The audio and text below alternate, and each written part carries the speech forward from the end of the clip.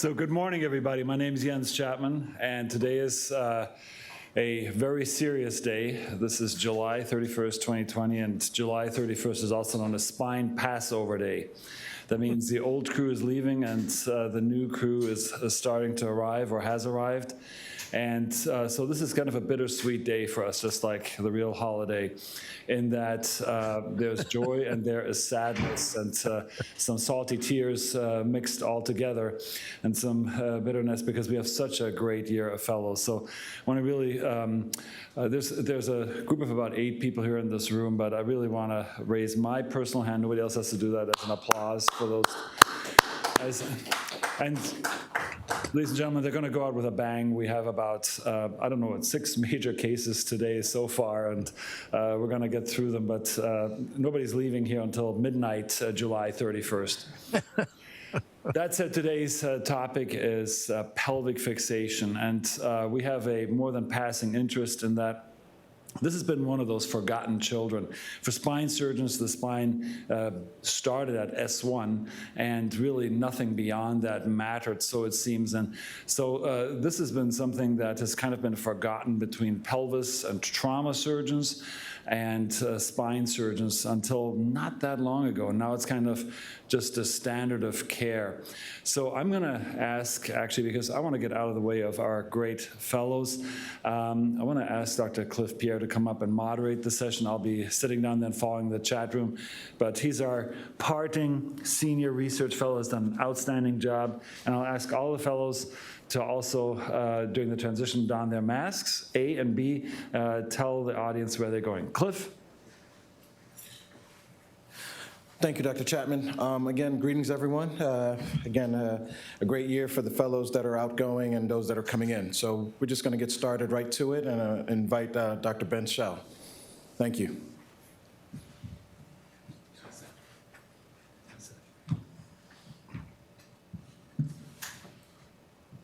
Is that showing for everybody?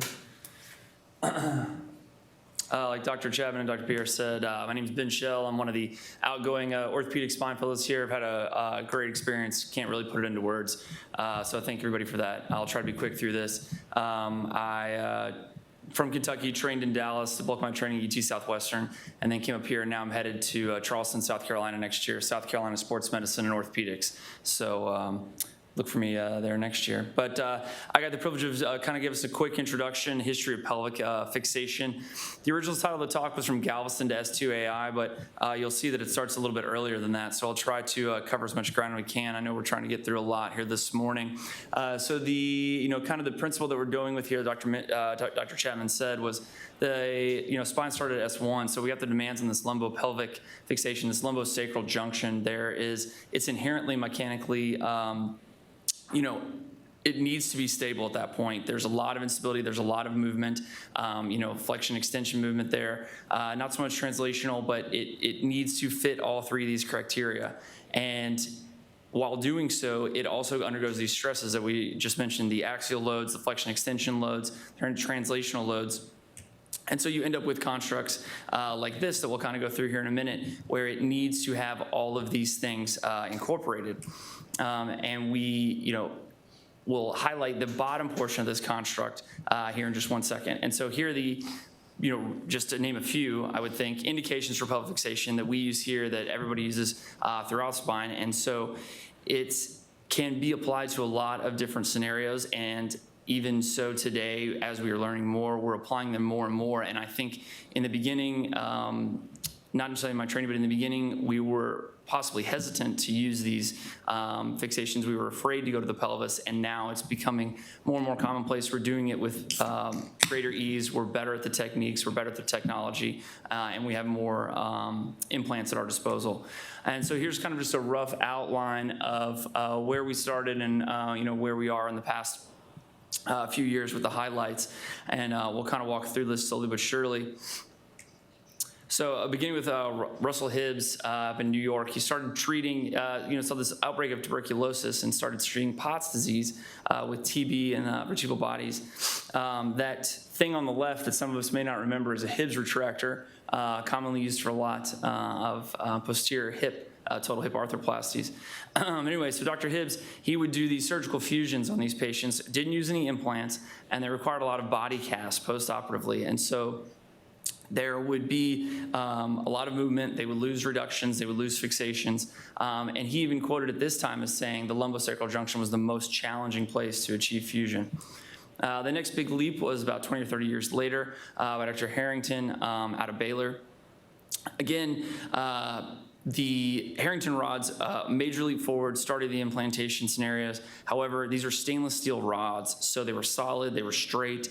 You saw a lot of people, not everyone, but saw a fair amount of people with flat back syndrome. And so this would cause, cause an area for need for improvement. Prior to this, there was this whole body casting, and so you were solving some problems, but you were creating others. And then even with the Harrington rods, some people still had braces after that. Next major leap, Dr. Luque, where these were the segmental fixations. This was the first step in that regard. In theory, the greater risk of neurologic injury, so you'd have those sublaminar wires. However, still high pseudoarthrosis rates, especially down in the lumbosacral spine. 15 years later, the pedicle fixation. This is, again, segmental fixation, but now we're actually fixating into the pedicles. We're getting better quality bone, but still that pseudoarthrosis problem. Can't seem to figure that out. And now we get to the, in theory, the official start of the talk. So out of Galveston, Dr. Allen, Dr. Ferguson in the 80s, they have these Galveston rods, and it's a little bit tough to see on this diagram, but it's the same starting point for those iliac bolts, but those rods go all the way up. It's one solid piece, and it starts right in the PSIS. And so the fixation is monumental. That force that you would be able to counteract is monumental with that rod.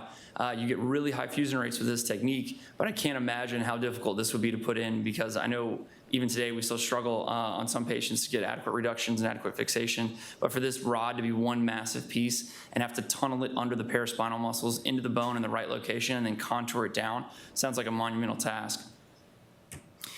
Shortly thereafter, S1 pedicle screws, sacral alar screws, both common techniques that we use today. As long as you get fixation, that sacral promontory, you decrease that pull-out strength. But again, the theoretical risk, and this is where kind of the technology and the techniques and the fluoroscopy come in, you have an increased risk to the neurovascular structures that are running on either side. And so, this is something that we've definitely gotten better throughout the years. And then the next big jump, Dr. Schildauer, talking about how we can actually fix into the ilium. And so kind of bred out of the trauma literature, but you get these, these good angles coming from the PSIS straight towards the ASIS, and then even still using triangular osteosynthesis. So with the need from trauma fractures, we can then transfer that into the need for lumbosacral fixation and lumbopelvic fixation for these massive deformity and degenerative constructs. And this is an interesting slide to me from his next paper with some kind of the who's who of the trauma world as his co-authors. So these graphs show us that while the prevailing techniques at the time for those sacral fractures were iliosacral, and transsacral bolts and transsacral screws, the amount of force that we can impart with a triangular osteosynthesis is so much greater. So that line at the top with the squares on this right side is the displacement from the iliosacral bolts. And so you're seeing that it's almost a 2-3-fold increase of the displacement compared to the triangular osteosynthesis. Same thing on the left. So you're almost having a 2 or 3-fold increase of that load needed for the triangular osteosynthesis compared to the iliosacral. So it's the stopping force or the stopping power of the lumbosacral fixation is so much greater. Moving on to the 2000s, comes the S2AI, so that biting part of the sacrum coming across the SI joint and then into the ilium. The black line on the left shows the traditional path of this modified iliac screw. So the problem with that was the soft tissue coverage, which we'll get to here in a second. And so Now that showing with the recessed screw, the S2AI buried underneath, you get a little more soft tissue coverage, but then the kind of plus minus of crossing that SI joint. And so we're decreasing the cartilage. You're adding cortices, which is a good thing, but you're crossing a joint that may or may not be fused. And so it's it's good and bad. Kind of comes along with some of the territory. Oh. And then this last picture didn't pull up, but I was giving a plug to our former research fellow, Alex von Glinsky. So they came out with a project out here, the modified iliac screw. So it's got a more medial and deeper starting point, so that allows the greater soft tissue coverage, but you still get that optimal fixation through the ilium. And so it's deeper, it's more medial, you don't get as prominent of the hardware screw. And so all these factors allow it to be probably the greatest of the choices. So you'd have iliac being greater than S2AI, greater than S2, and then greater than S1. So that's my quick history lesson in 8 minutes of the pelvic fixation. Thank you.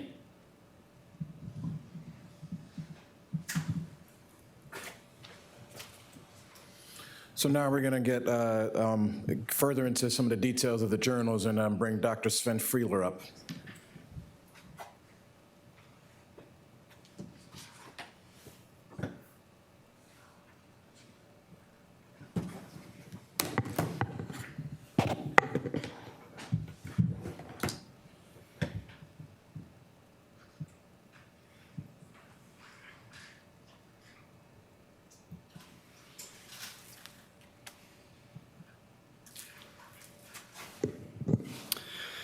Thanks, Cliff, for the introduction. My name is Sven Freeler. I'm one of the research fellows here at the Swedish Neuroscience Institute. I'm originally from Germany, where I'm a resident at the University Hospital Bergmannsheil Bochum. And so I'm especially happy to present today at our Journals Club a paper by my head of department, Professor Schildhauer.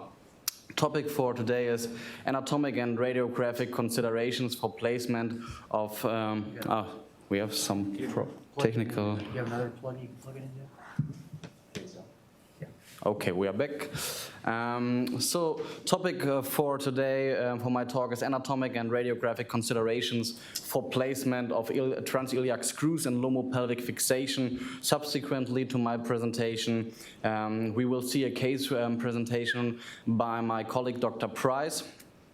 The article was originally published in 2002 in the Journal of Spinal Disorders. Spinal and pelvic surgery, for example, in tumor, infection, trauma, or deformity surgery, commonly relies on lumbopelvic fixation. Back in the days, lumbopelvic fixation may be performed by using Galveston technique or posterior ilium screws as an anchor in the ilium with greater stability. Basic idea of the paper was that secure placement of screws with maximum diameter and length for the greatest pull-out strength requires knowledge of the anatomy and morphometry of the ilium. There were two landmark papers which described screw or rod placement and influenced the work by Schildhauer et al. One was Miller et al., who identified the area above the sciatic notch as the most narrow isthmus with substantial cortical bone, but they concluded that drilling through this isthmus from the posterior superior iliac spine would result in acetabular penetration approximately 25% of the time at a depth of 110 millimeter. So they recommended limiting the anchor length to 90 millimeter and exposure of the outer table of the sciatic notch to facilitate drilling.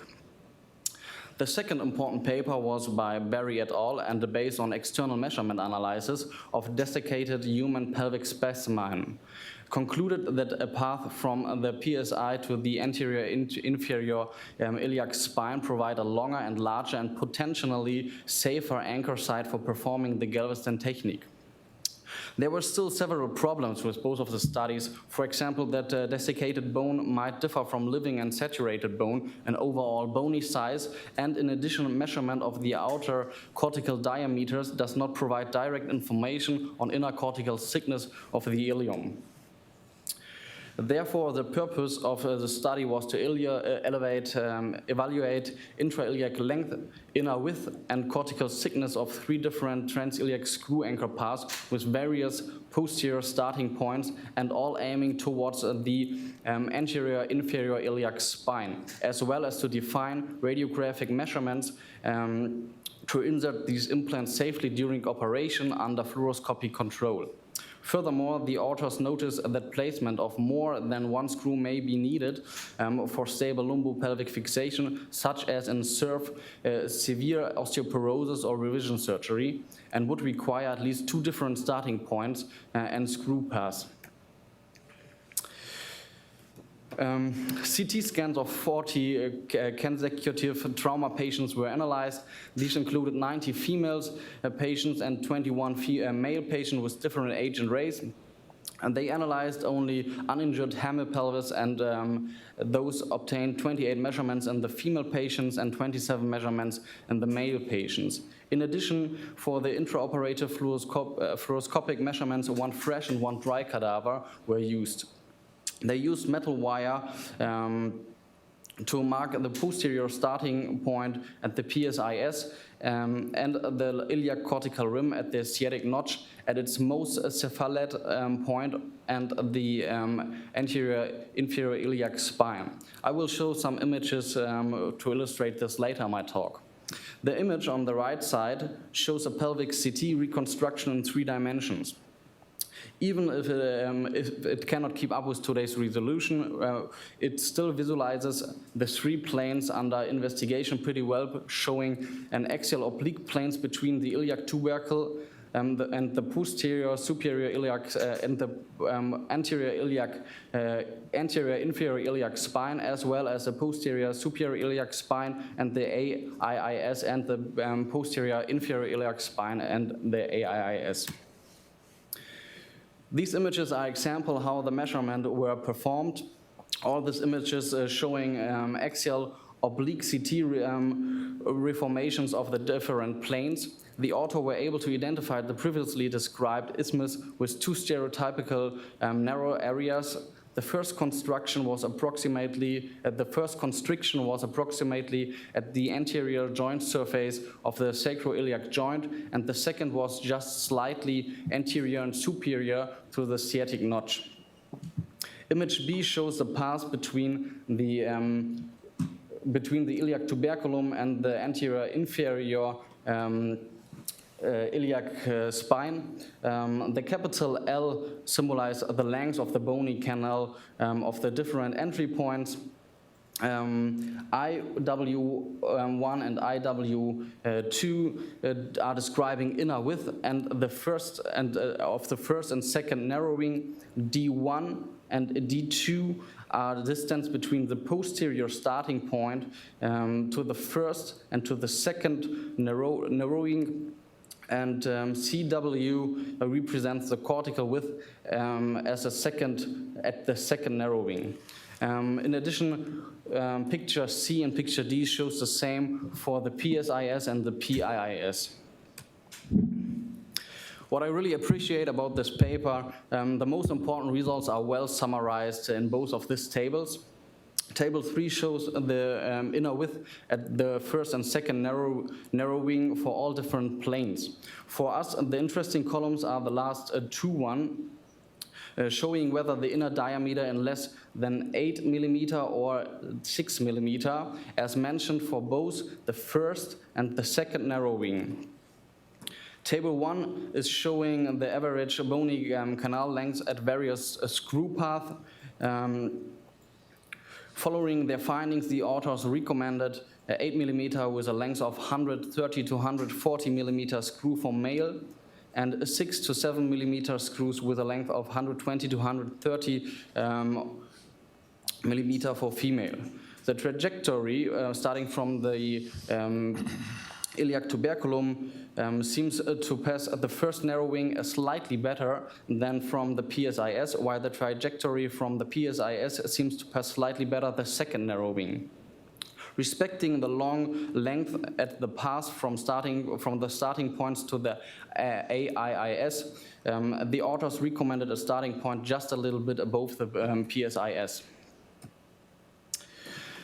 The image on the left shows a conventional fluoroscopic anterior-posterior view of a pelvic specimen. The anterior-inferior iliac spine and posterior-superior iliac spine are marked with circular wires, whereas the iliac cortical rim above the sciatic notch is marked with an U-shaped wire. On the right, a combined obturator oblique outlet view shows a supraacetabular teardrop figure and a perfectly superimposed wires at the AIIS and the PSIS, whereas the wire at the sciatic notch is surrounding the teardrop caudally. When all the wires are removed, we see the intraoperative view with a teardrop suggested for safe placement of the transiliac screw. And in addition, standard lateral view by superimposing the two greater notches as sciatic notches for safe screw placement.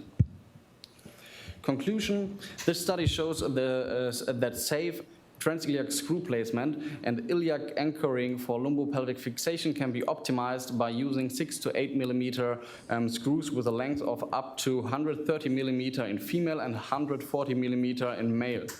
Patients placed under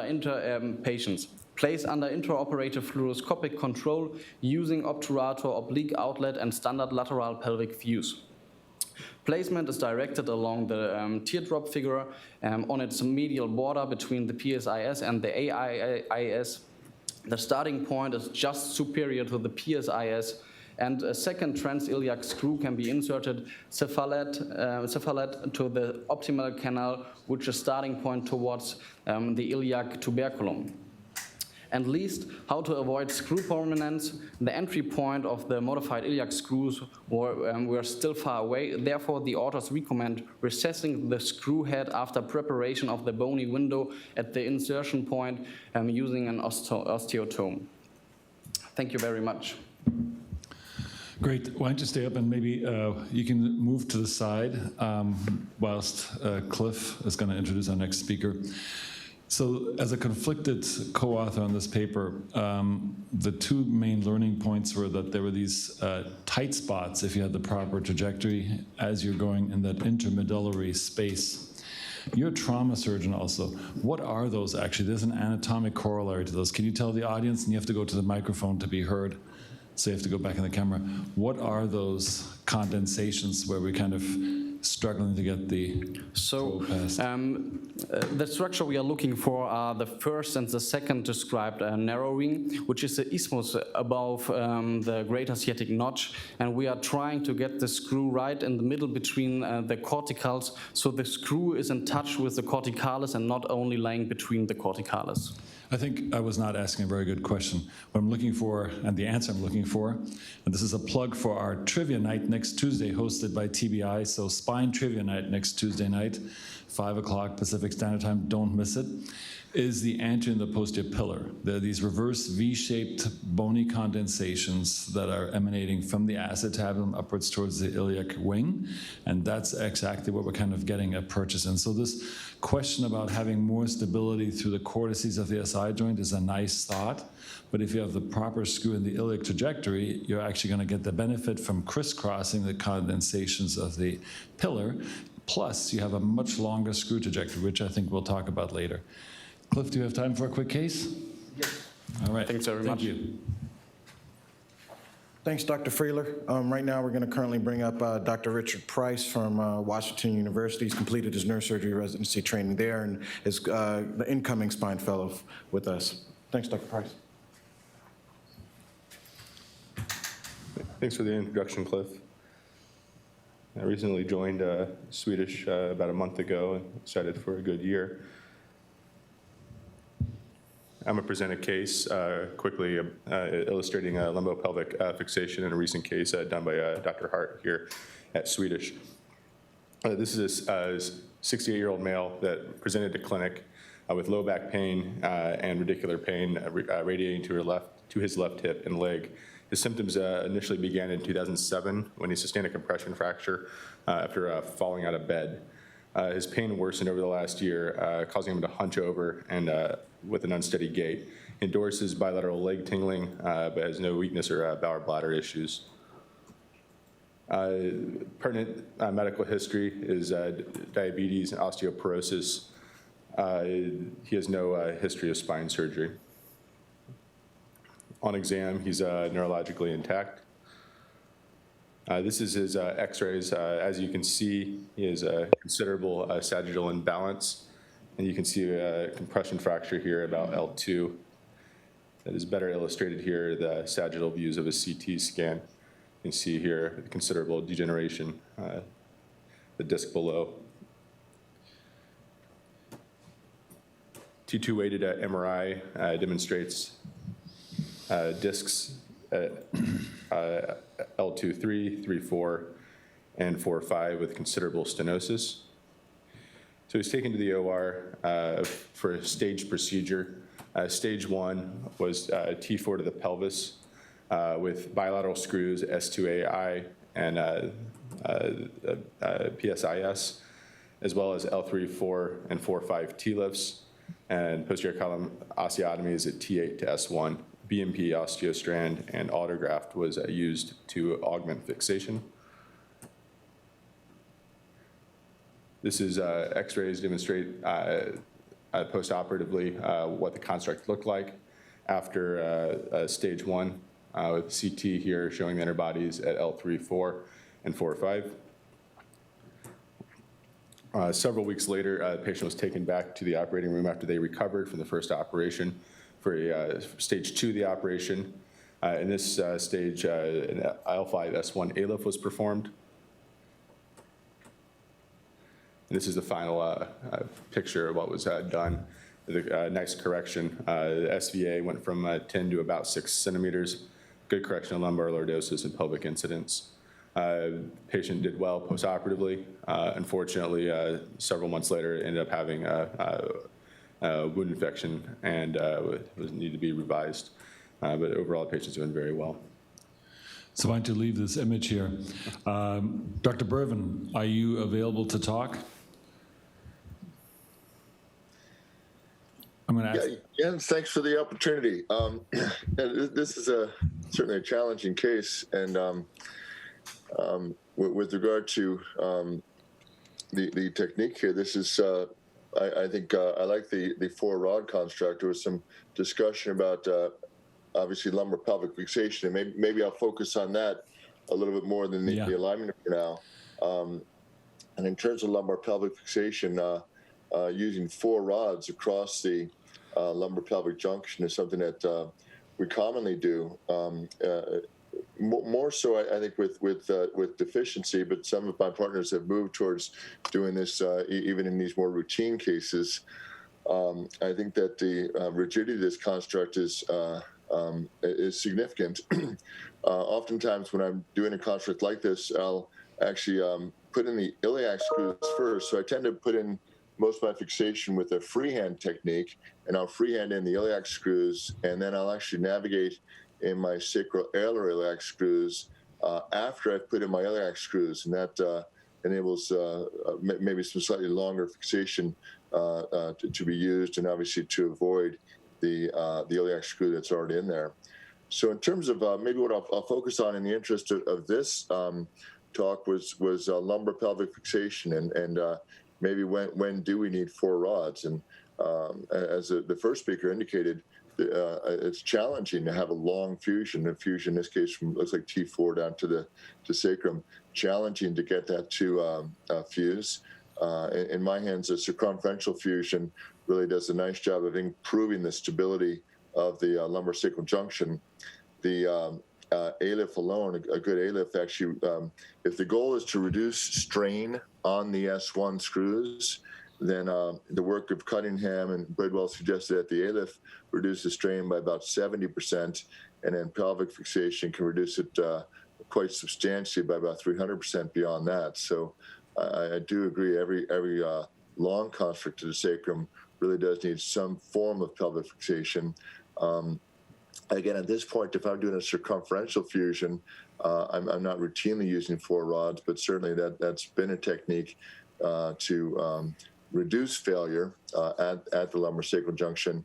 And whether or not that contributed to the infection, I'm not sure. Certainly infections are a known complication for this kind of surgery. So you preempted my question very well, and that is, or predicted what I was getting at with this case. There's a lot of emphasis nowadays on S2AI versus iliac screws, and especially in the 4-rod era, for a compromised patient like this undoubtedly was. The question should be not dichotomous, but inclusive, that is, S2AI and iliac, and you very nicely outlined your thought process in terms of how to sequentialize more or less the pelvic fixation. So that was why we selected this. Thanks for your commentary. Cliff, should we proceed along? Thank you, Rick, for showing us this case. And Jens, I wondered, yes, just in please. terms of other input, are you routinely now using 4 rods across the lumbar sacral junction? Or I certainly do it for anything involving a tumor, oftentimes with pseudoarthrosis. I'll do it in patients with bone deficiencies. My VCRs always get 4 rods, but are you doing it routinely for somebody who's had a front and back? No, not really. So we still try to be selective about that. Maybe I should change that. I sense from you I should probably do it more often, but I fully endorse your concept, and Dr. Arley, who's on the chat, also said the same thing, and that is we should really emphasize a quality L5S1 interbody fixation to try to decrease strain. But certainly for quad rod constructs, it is very nice to have sometimes 4 screws in the ilium, and that's hard to do with an S2AI construct only, so you need both. Shall we proceed? Yes, I think this is a good segue for our next article that's going to be reviewed by Dr. Lincoln Jimenez, our current spine fellow here.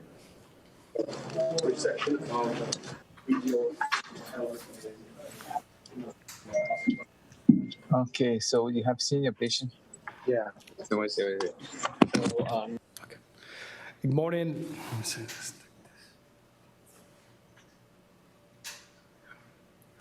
Good morning. My name is Lincoln Jimenez. I've been a fellow here since February. I am going to go to Puerto Rico and form my my own medical group along with some other friends. And today I'm going to present a very interesting article regarding a comparison between S2AI and iliac screw fixation. When I say iliac screw fixation, I'm just talking about the well-known iliac screw fixation that has been going on for decades. So the authors over here, the objective was to analyze the impact of S2AI screws, not only on radiological outcomes, but also they measure within the radiological outcomes, the spinal pelvic parameters, and as well as some clinical outcomes too. This was a retrospective study which evaluated the correction of the adult spinal deformity, and they included patients from 2010 to 2015. These patients were actually 63 out of 113 patients of cases they did for adult spinal deformity, and among those patients, 17 of them had iliac spine screws themselves, with no modification. Interesting, these patients, they picked from 2010 to 2013, which was what they were doing at that time. But then when they saw the changes that they had on patients when they were using the S2AI, then they picked the patients, 46 patients in total, that started from 2004 to 2015, which was the time in which they actually changed their techniques. For them, it was important that all the patients had actually had at least a 1-year follow-up. They couldn't follow up more than that. And the techniques that they were involved or that they wanted to evaluate on these patients were anything that had to do with osteotomy, including SPO or PSO, along with any of the interbody fusions, ALIF, TLIF, or PLIF. In some occasions, they also added some vertebroplasty. All of these techniques were actually based on the experience of the surgeon and or whatever the indication was for the patients. Also, they evaluated complications. Among the complications they had was psoriasis, failure of the instrumentation, as well as infections. Anything that could actually have led the patient to be taken back to the OR. Reoperations were not only based on those complications, but also reoperations based on PJK as well as PJF. As I said before, they also evaluated spinal pelvic radiographic parameters as well as some clinical outcomes, including the visual score scale and ambulatory status. So that being said, the results that they found, of course, there was no statistical difference on baseline characteristics of any of the patients on any of the groups, and there was no statistical significant difference on operative data from any of the groups either. As I said before, it was 17 patients on the iliac screw group and 46 patients on the S2AI group. What's interesting here is that the overall reoperation rate on these patients was actually higher on the patients that had iliac screws, and this was actually along with other studies that had come before this, but that did not compare properly the iliac screw versus the S2AI screws. So that being said, they actually had a significant difference between those reoperations themselves. However, when they compare the reoperation secondary to PJK or PJF, in reality there was no significant difference, and the major difference between reoperation was when the patient's infections or surgical site infections was compared.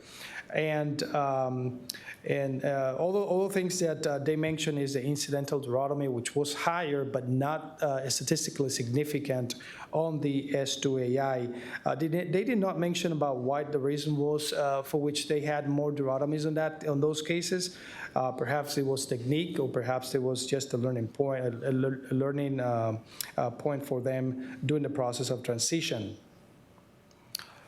The other thing that is important about this paper is, and as I said before, as I mentioned before, was the time to reoperation, which definitely was much shorter, particularly in patients that had infections, and also those patients that did have some other failures, such as instrumentation failure, in patients that actually had regular iliac screws placements. The reoperation due to PJF, in reality, there was not much significant difference in terms of time to reoperation. And then they definitely mentioned, although there was no patient actually having any surgery for infections or surgical site infections in patients that had S2AI, they do mention there was significant statistical difference between the time to reoperations on patients with regular pelvic screw fixation versus the S2AI patients. So that is actually one of the main points that they say there. Now, regarding the clinical outcomes, they did notice statistical significance improvements in patients, in both of the patients actually, and in both the visual scale as well as the ambulatory score or ambulatory scale. But there was no difference, statistically speaking, between the two groups. So both of them actually did achieve improvement on both VAS and ambulatory scores or scales. The next table actually shows us that regarding the spinal pelvic parameters, the main thing that they noticed with statistical significance was the changes in pelvic incidence which it actually increased in the patients that had the spine, the regular screw, iliac screw placement versus the S2AI. And that actually was brought by them because they thought that this, just based on prior literature and prior documentation, that of course the patients will have a better global spine alignment and balance.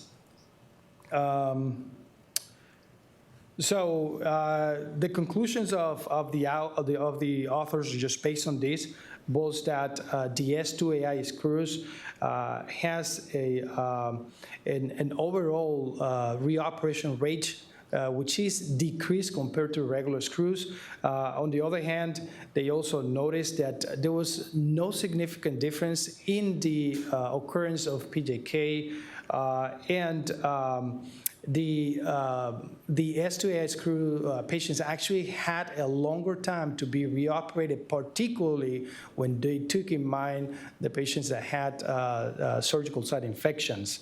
Other than that, there was, as I said before, there was more significant surgical site infections in the patients with regular the iliac screw placement versus those that did not. The downside of this study, of course, unfortunately, this is a retrospective study that only involves one single center, and the sample size is actually very different. Other thing is that, of course, these patients were based just on the experience and the experience that the surgeons had at that time. Remember that these patients were these cases were being done just as a transition based on literature that they had in the past.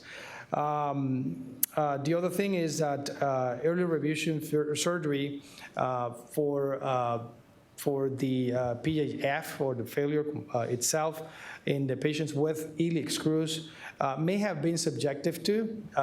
Perhaps, there are some surgeons that may be a little bit more aggressive than others in taking these patients to the OR once they see it.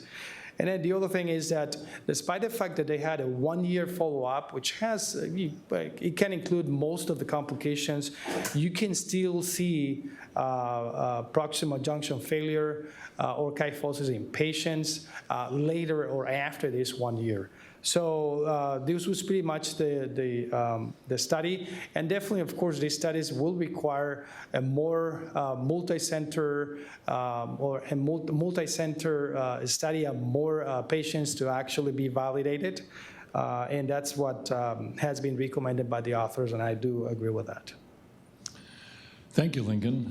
This is very nicely done. So one of my first questions always when I look at a comparison paper is there an association or a causation? And as I looked at those two samples, it seemed to me that they were not very equivalent. There was no equipoise. The iliac screws were, if I'm not mistaken, including sacrectomy patients, whereas the S2Is, by virtue of the fact that there is no S2 anymore, were basically a very different cohort. So how comparable were those two cohorts in your analysis? Well, unfortunately, yeah, they actually excluded those patients from the S2AF because, of course, you cannot compare that because, of course, if you don't have a sacrum, you cannot compare to a SI, regular SI.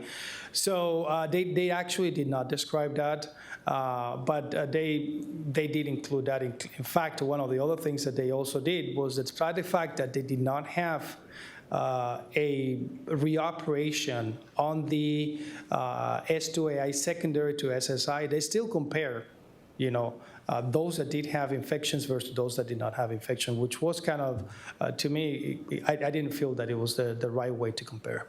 Okay. Well, maybe we should look at a case. Thank you, Lincoln. Very well done. Thanks. So again, right now, we again have a bittersweet moment as one of our outgoing spine fellows for the year is about to come up, Dr. Ryan Goodmanson.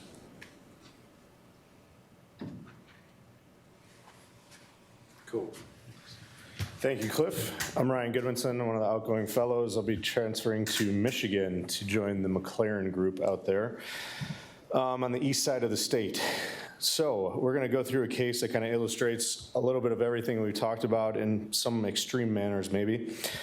But this is a 28-year-old male who, back when he was 15, had a spontaneous cord infarction around T5-6 that left him essentially wheelchair-bound. He was a T8 sensory level, but kind of floated between an Asia D and C as far as his motor score. He did present, though, to an outside facility, noting increasing weakness, burning in his legs for 3 months, as well as pretty significant back pain.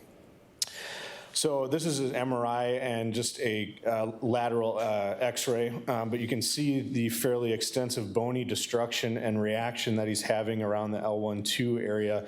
And then if you look even higher, kind of around the T10-11 and 11-12 area, continued bony destruction or beginning of bony destruction, as well as pretty significant stenosis, cord signal change at this level, and on x-ray you can see that bony destruction a little bit better. We don't have CTs from this time, but he did undergo a procedure around February of 2017, which was minimally invasive to try and help him. But unfortunately, this did not do very well. These are his follow-up films. He continued to have pain afterwards and just the feeling of general instability within his spine. He continued to get weaker as well in his lower extremities, and this is kind of how he presented to us then in July of 2017.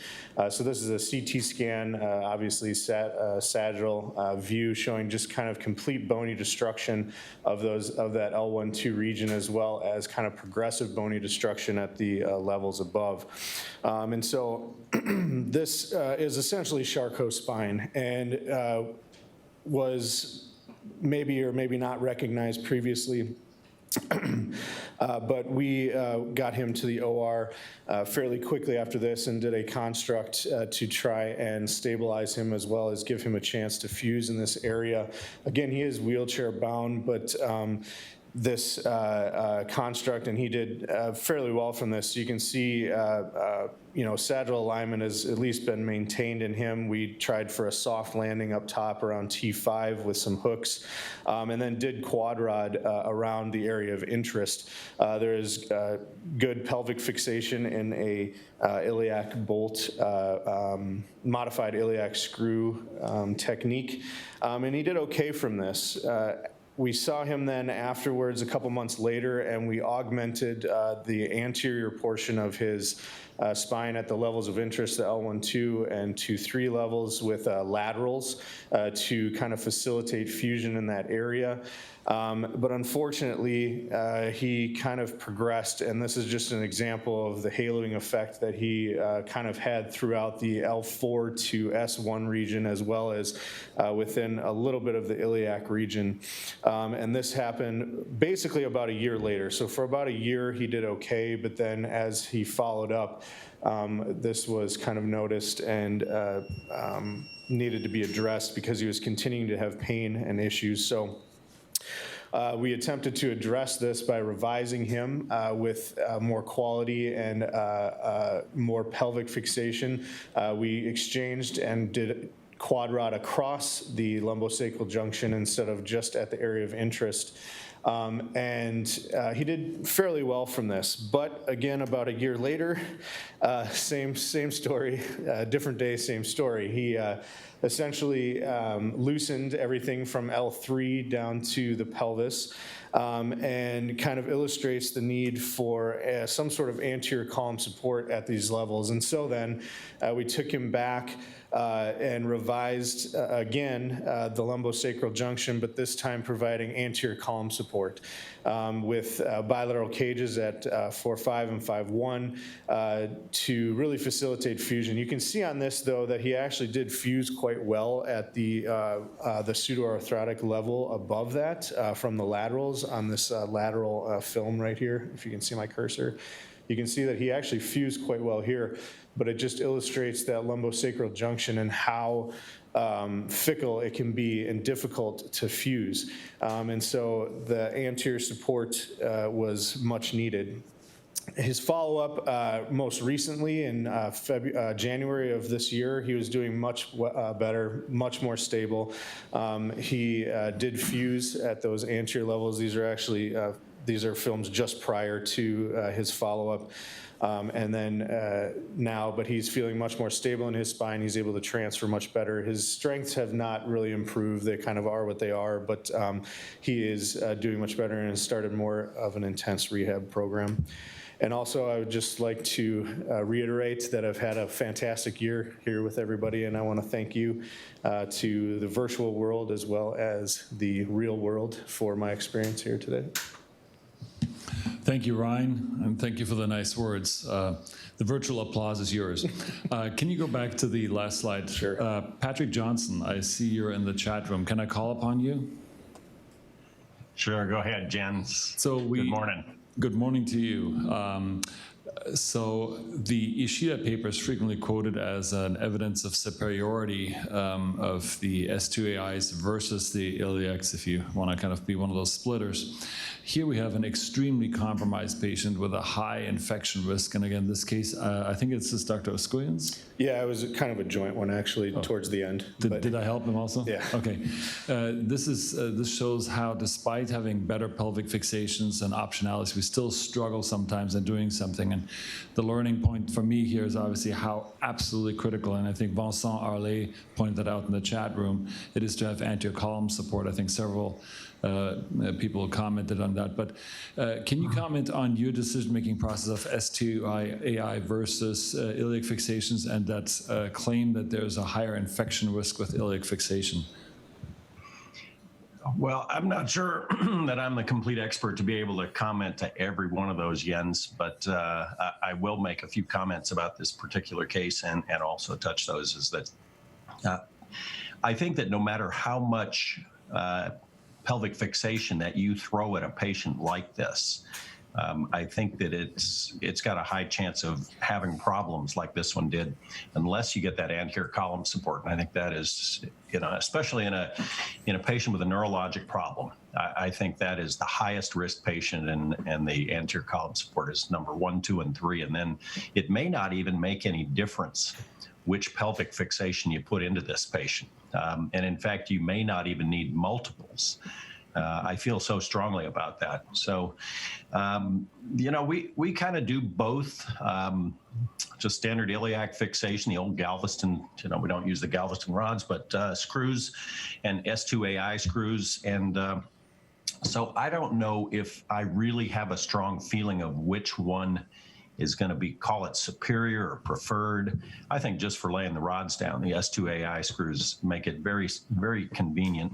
When you're doing fancy things like this with quad rods, it makes it a little more easily done as well. So I think there are convenience factors. I'm still not sure I'm sold on it. In fact, I think you're probably part of, and some people on the chat here are part of it, but Dave Polly has actually put together a study of looking at the S2AI screws and some particular successes and failures. And so I'm not sure that answers the question for you. I'm still kind of on the fence about it. I just don't know the answer to that. I don't know, you probably have stronger opinions than I do, which you usually do anyway, but Never. That's my thought. That's a great point. My partner, Dr. Amir Abdul-Jabbar, is here. He had a comment, so we're going to socially distance. One of the things that in my review of the literature, and again, I don't have the exact papers pulled up, but some of them claiming that the S2AI has a lower infection rate are a lot of the pediatric papers that have come out. And I think one of the things that people have seen is in people that have a kind of compromised soft tissue envelope, the lower prominence of the S2AI screw versus the traditional iliac bolt does make a big difference. It's a lot more superficial, and the wound breakdown can cause a higher rate of infection, whereas if you're using that modified iliac screw technique where it's recessed, you may have see different numbers in that cohort. All right, and next. Let me add, Jens and Yes, please. Amir, both in the category of infection. certainly this, we can see this kind of loosening characteristically in a Charcot spine, and it's a very challenging environment to heal. But were cultures taken here? Because certainly that's one of the things that I have a high suspicion for is an occult infection or something like this. A P. acnes type infection can be quite common. Super point, absolutely. When there's hardware loosening or when there's pseudoarthrosis, we have to culture the reactive tissue and debride the area also, and halt our surgery until we're very clear that we have a viable non-infected environment, which was the case here. Correct. Thank you for pointing that out. Back to Cliff. Yes, in the interest of time, again, my name is Cliff Pierre. I'm going to go over the last article of the day. It was thank you for that, Dr. Abdul-Jabbar, the good segue into the modified iliac screw anatomic comparison and technical technique by our institution. Again, we discussed throughout the talk in the virtual series today some of the limitations of the traditional iliac versus the S2AI, more specifically related to hardware prominence and the connection of the iliac fixation to the rod itself with the traditional versus some of the literature that have reported high failure rates with S2AI, more specifically related to the screw size limitations and the technical challenges surrounding the screw head and shaft, more related to the acute angle of the this type of fixation. And so Dr. Harrop and Dr. Vaquero's group in 2009 again described the anatomic model, aka the modified iliac screw technique, and established that it was a good fixation in comparison to the traditional based off of the greater preservation of the cortical bone, as well as the likelihood of increased resistance to pull out based off of the alignment with the S1 screws. And again, our study, we wanted to do in a cadaver dissection, a comparison of the modified iliac screw technique versus traditional, again, more specifically focusing on that soft tissue mantle that is often a cause of skin breakdown and dehiscence, and can also be quite discomforting to patients, causing them pain. And so we did 12 fresh frozen cadavers, 9 males, 3 females, mean age of 77 years old. We did a surgical dissection in a prone position, a midline dissection, did a traditional iliac screw on one side and a modified iliac screw on the other. We used long screws, about 90 millimeters in length, and an average diameter of 8 millimeters. And the 3 distances we were focused on was the midline distance from the spinous process to the specific screw itself. We measured the skin distance doing wound closure, as well as the angulation of the screw trajectory. And again, as described throughout earlier, the traditional iliac screw, the entry point is the posterior superior iliac spine in comparison to the modified iliac, which is 1 to 1.5 centimeters caudal and 1 centimeter medial to the posterior superior iliac spine, which is noted here. Just for the purposes of the dissection and noting all the structures, we elevated some of the erector spinal muscles, which in a real case you don't have to do as much, and therefore you don't devascularize the tissue related to that area. And again, as Dr. Abdul-Jabbar just recently described, the low profile of the modified iliac screw in comparison to the traditional, which is what we see here on the left versus the right. And one thing we did, we took a burr and then we drilled out the lateral cortical bone of the ilium so that we can, again, pay attention to the trajectory of the screw in going into the same intraosseous pathway as the traditional iliac screw, heading towards the anterior inferior iliac spine here. And this is what's noted here as well. Another view of the cadaveric dissection, one thing that you see, again, the low profile and prominence of the modified iliac versus the traditional. And again, this is just a sawbone model of that same posterior caudal view of both the screw trajectories. Here's an intraoperative x-ray, again, noting all the important features and things that you want to be careful for. Again, paying attention to the sciatic notch to avoid the sciatic nerve, and then noting the trajectory towards the acetabulum. This is the obturator inlet view, again, noting the intraosseous pathway going through all the cortical surfaces of the modified iliac screw. And again, we note the relationship of this trajectory to the SI joint. And again, teardrop view, noting again the specific trajectory of the screw itself. Here we have a CT scan of 2 different patients. One is a 79-year-old male with a BMI of 25 with the modified iliac screw, and on the right you see a traditional iliac screw, a 73-year-old female, again noting the prominence of that screw in relation to the posterior edge of the skin. And so the results of our study from the 12 cadavers, we noticed there was an increased skin to screw distance with the modified iliac screw compared to the traditional iliac screw, about 23% greater. So that, again, that soft tissue mantle was much larger in the modified iliac screw compared to the traditional. And then it was closer to the midline, which, which have been proven in some biomechanical studies by Dr. Sun's group in Korea to, again, be a strong stabilization for the modified iliac, and then there was no significant difference in angulation of the trajectory of both screws itself. Another plug for one of our studies, noting Dr. von Glinsky and all did a comparison of some of the complex regional anatomy, more specifically the neurovascular structures in relation. And so this is a schematic diagram of the supragluteal nerve, neurovascular bundle, as well as the sciatic nerve, and then this is the cadaveric dissection itself. Again, we did not find there to be any significant difference in terms of risk of the neurovascular structures in the comparison of both techniques, which again, just helping spine surgeons pay attention to this particular area itself. And in conclusion, we found it to be, again, proved with the cadaveric dissections, a very useful fixation technique to avoid prominence, more specifically related to its medial trajectory, and the ability for us to avoid any connectors, lateral connectors, in relation to the traditional iliac screw technique. Again, current studies are underway, more specifically to biomechanical studies to continue to compare these 3 different techniques. We're still finalizing the data with that, and again, we have a large clinical series with the 3 techniques as well, and that's currently under review.